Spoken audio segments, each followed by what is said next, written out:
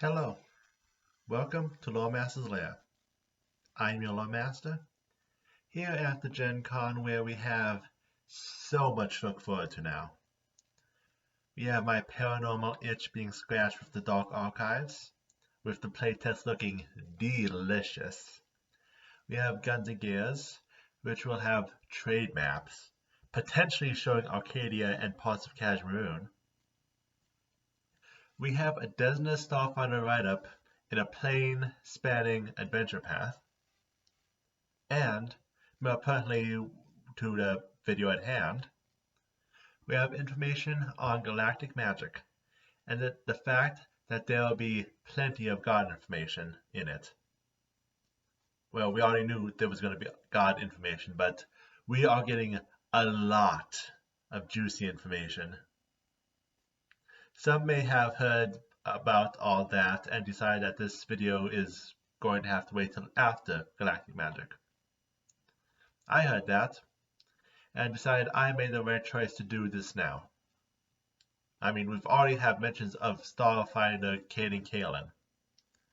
No matter which God video I would do between now and then, I'd be worried about eventually cursing myself if fun information appeared in galactic magic that I didn't use in the video first time.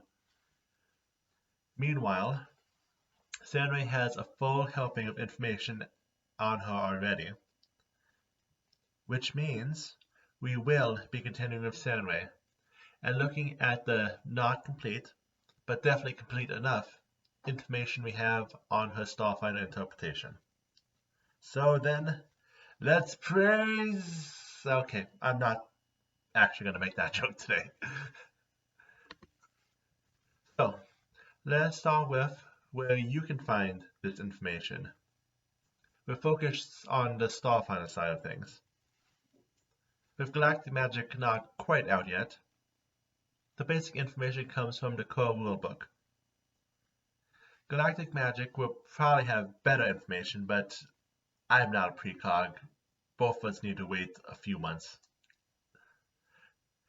As for her full write-up, there's an article on her church, which is as good as you could probably expect from a system not focused as much on gods. In the first book of the adventure path, Dawn of the Flames, titled Firestarters. Actually, the entirety of the adventure path deals with the sun, which gives us a lot of random tidbits of information which we'll be using across today's video. Speaking of the sun, despite it not being one of today's, despite the fact that it is only one of today's side tangents and not the main article, it is an important part of Sarenrae's worship, so showing the receipts on that will not hurt. The main Starfinder source is going to be the Pact Worlds book, but I also plan on drawing back and comparing with Pathfinder's 1E's Distant Worlds, and more mildly, People of the Stars book. After all, while it is a Starfinder video for the goddess, I made no such rules for side tangents. So, starting off, as we know, Sarenrae has an important history on the lost planet of Golarion. Many of the legends of her are connected to the planet.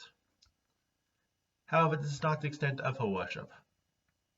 After all, she is the goddess of all suns, not just the one of lost Golarion.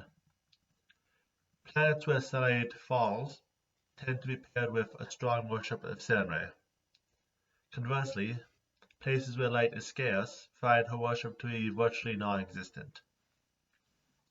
Any worship of her eventually growing only after outside influence comes about. Appearance-wise, she has not changed much over the years.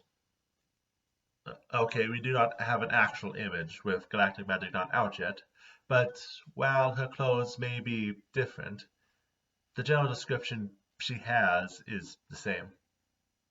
A humanoid angel with copper skin and hair of long flames. Or at least that is her typical look in the Pact World systems.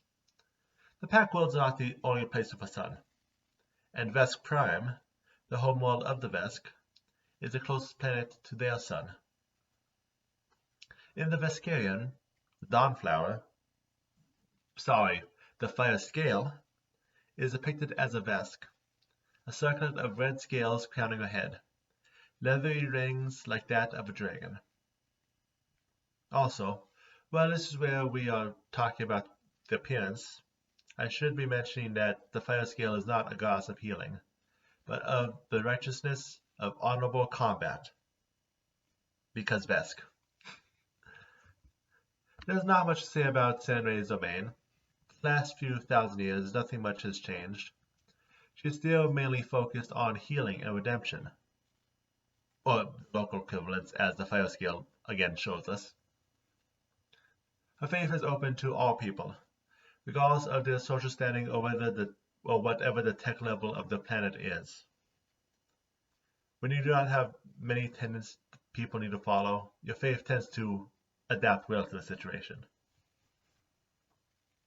Sarenrae is not even always worshipped by her name or image, but at least all planets in the Pact world system have some form of worship of the sun itself, which has earned the star's nickname, the Dawnflower Star. Which brings us to today's first side tangent, where we go against your parents' advice and choose to look at the sun. Specifically, the Dawnflower Star itself, usually known as the Burning Mother, or, in the Lashunta language, the Mataras. Mataras is a yellow star, 100 times the size of Galarian, weighing its mass being about 280,000 to 300,000 times the mass of Galarian, depending on the source. And because stars are more dense than planetoids, and this end result it has 28 times the gravity of Galarian. Across the star, various poles to both the fire and positive energy planes randomly come and go. The most notable being, like all stars, the core being a permanent source of positive energy. Other landmarks include, at one time at least, the Silent Sanctum, the home of a Pathfinder era wizard named Aria, and the Sleeping Sea, a permanent sunspot. However, the big landmark, Starfinder-wise, is the Burning Archipelago. These are a chain of mysterious bubble cities, resistant to the sun's heat, their origin unknown. While existing during Pathfinder times, it was during the era of interplanetary travel, where the archipelago was widely settled. How I will mention in a little bit. The archipelago is broken down by bubble, each allowed to be independent from the center. Briefly listing them off, we have Dawnshore, the central bubble, and the center of Sarenrae's worship. Skintellatrix, a place for Desna's worship, because suns are also stars. Corona, the hottest bubble, and the location of cross-trade with the plane of fire. Fireside, center of industry, using the endless amount of solar power for its own use. Verdian, home of greenhouses and casinos, gangsters are everywhere. Chroma, land of various sports stadiums. The Shadeless Precinct, home of a Solarian monastery. Well, it's on a sun, so the Solarian monastery. Lucent Shipyard, home of innovative ships, and potentially those which could help one enter a star. Ashanatown, a bubble taken over by Lashuntas who are struck with constant paranoia due to psychic interference from within the star. And Stellacuna, center of learning and home of those interested in researching cultures who might live within stars. In case the last few did not hint enough, there might be more going on just below the surface. But this is more than is needed for a side tangent, so let's get back to the goddess and leave further exploration to the adventure path. Followers of Sarenrae come from everywhere, from saints to sinners. Like on Golarion long ago, as long as the basic tenets of Sarenrae are followed, to be kind, honest, patient, but ready to strike when diplomacy has failed, the rest does not matter. In fact, the Church encourages there to be differences to the practices of her faith across worlds. Just show empathy and charity to those in need, and you're good. Some common worship activities include holding religious ceremonies in the sunlight and breaking bread with your fellows. While there are many worshippers of different species, special mention goes to the recent influx of Shirans, the message of redemption speaking to those who were once part of the destructive swarm. Which brings us to our very unfortunate second side tangent. More followers of Sarenrae, but those who are not a part of the Church, but instead considered a cult. Which, with how varied the tenets of the Church of Sarenrae are, that in and of itself is an accomplishment. But that is just how bad the Forgiven are. It started with Lair, an Aasimar priest on the near-side world of Nakalaura, who was caught red-handed acting in a way unbecoming of a priest. Well, of a good deity anyway. To justify himself, he gave a sermon which was a petty excuse for his actions.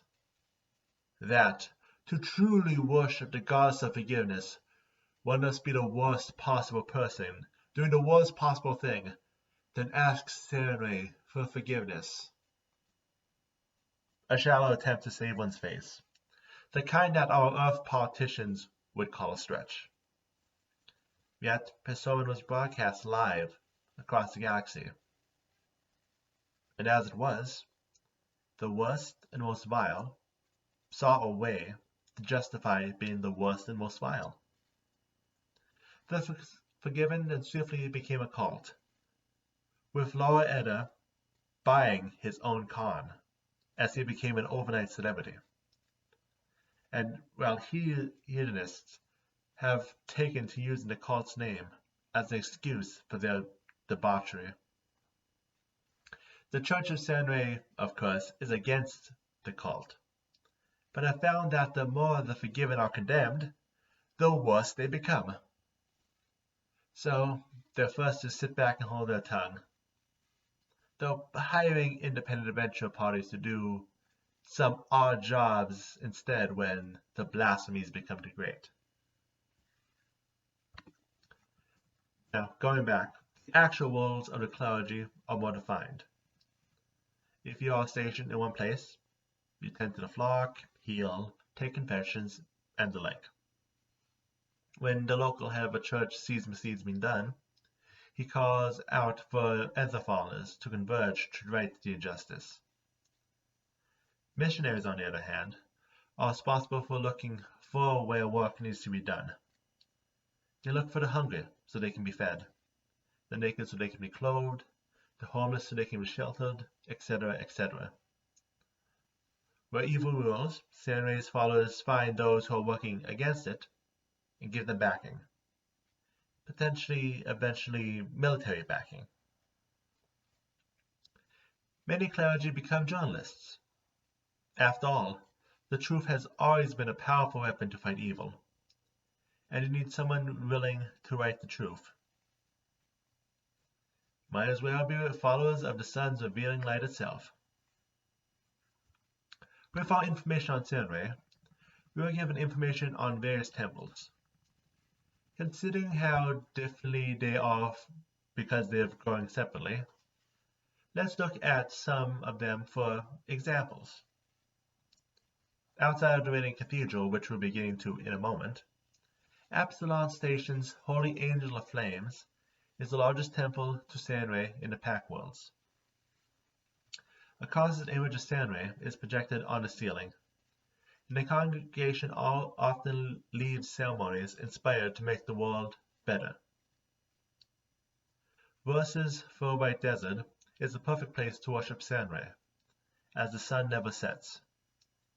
Here, one can find a basking monastery, a place purposely hard to get to, and consisting of simple lean-tos and stone slabs to get roasted on, to purify oneself by destroying their inner darkness.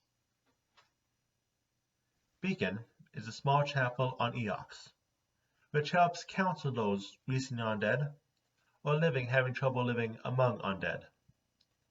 It is a welcoming space, and likely has stopped many accidental crusades.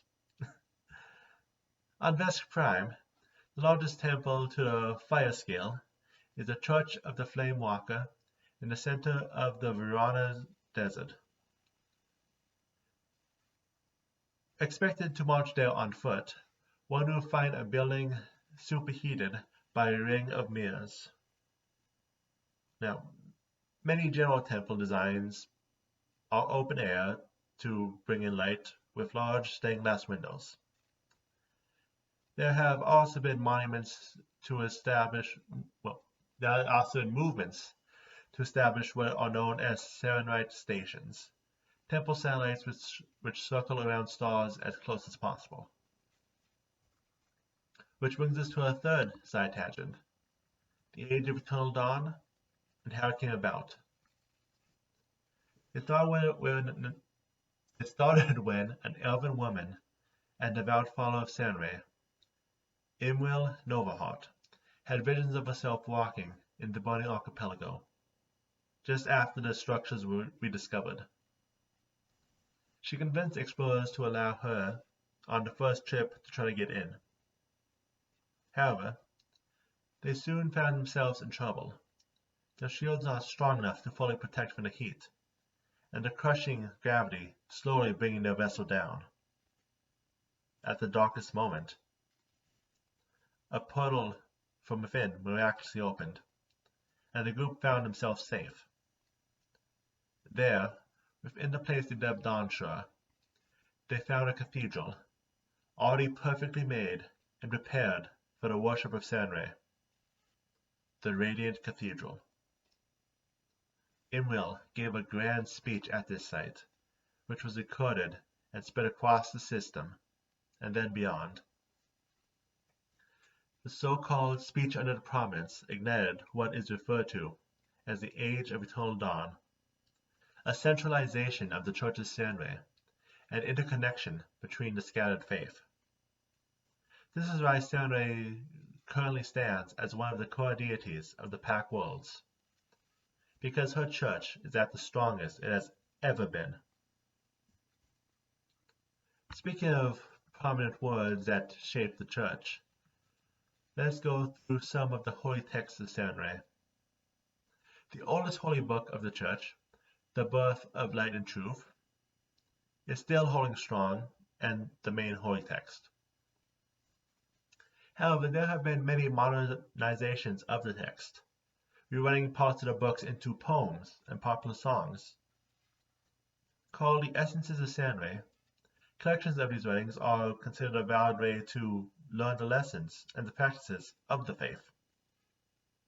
Speaking of modern ways of worship, the various priests of Sarenrae have compiled a computer database in order to collect videos, writings, and historical documents about Sarenrae from all across the universe, being easy to access as long as you have a wireless connection.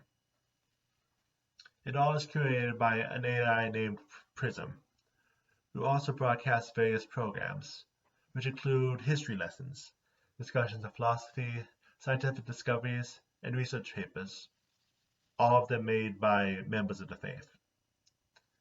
Anyone can access, and anyone can contribute. Most of these programs end up being preachy, religious programming, am I right? However, a few stand out to become big stars, even outside the faith. When it comes to allies, no mention of allies like those in Pathfinder, so we will not be covering those. Just focusing on other gods, Sarenrae and her followers tend to get along with Iomedes and hers, especially when it comes to charity and protecting the innocent. Followers of Sarenrae and Desna tend to playfully debate each other on the differences between suns and stars, but the goddesses get along pretty well, or at least they did centuries ago, so they most likely still do. Sarenrae and Pharasma are also close, as despite Sarenrae wanting to keep people alive, death of all things is inevitable, and should not be messed with. Speaking of protection, Sarenrae still tends to try to redeem those who do evil. The cultists of the Devourers tend to be considered the toughest to convert. Rewarding when it does happen, but toughest. Which brings us to our last side tangent. Gods not related to Sarenrae, but to the sun itself. Another side tangent which deals with both Pathfinder and Starfinder information. So first, outside of Sarenrae, we have various gods which are symbolically connected to the sun. We have Shujuru, the central goddess of the Tianxi pantheon, and the only extra god I'm mentioning today that actually currently has a full write-up, and which means I will be able to speak of them one day soon. How soon we'll have to see. We have Esivra, a god who has been all but forgotten, but his people, the Saboson, still live on without him, or his demonic counterpart. Recently, we were given information on 3 lost gods of the Baragni town of Mazzali, who have now been found again. Chohar the Noon, Luhar the Dusk, and Telahar the Dawn. And we have Nurgle, a powerful demon lord, and potentially was once a full demon god like Lamastru, depending on how his past is read before Akavna the Moon tormented 2 demigods. However, symbology is not the only thing Sarenrae has to share. After all, the sun is called the Dawnflower star, but others stake a physical claim. A lost eldest, known as Apheline the Flame, claimed a love for the sun, leaving behind before she disappeared the words, "I am close now, yet to fully understand I must dwell within her glory." She has not been seen since, but she might exist somewhere in the sun. Hard to tell. Another who lives there lives in prison. Eshtaiv, a creature thought to be an evil god, but not one of darkness, one of destructive light. The elder gods brought the creature into a trap, where it lies trapped in a prison of darkness, which it slowly consumes, potentially until it is freed again. Finally, we have the Malika, daughter of Verona and upstart conqueror of the Plane of Fire. She is not yet a god, but is well on her way, with something needing to be complete for her apoptosis. The conquest of the Dawnflower star itself. Whether she will be able to achieve her goals, well, as I said, that is what adventure paths offer. And that is everything. Again, we'll most likely need to add a few things to this, but I am planning on doing an errata at the end of the year for new things / things I missed this year anyway.